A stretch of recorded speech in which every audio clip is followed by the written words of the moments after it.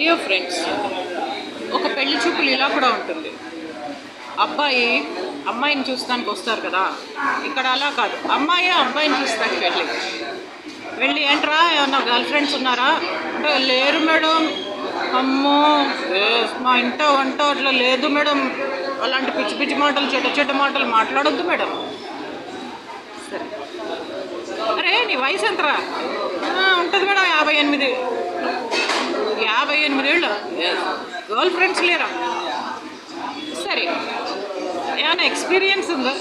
చీ మేడం, చీ please madam, అలాంటి మాటలు మాట్లాడొద్దు మేడం ప్లీజ్. నీ కాలు మొక్తా మేడం, అలాంటి మాటలు మేడం. ఎక్స్పీరియన్స్ ఏంటి మేడం?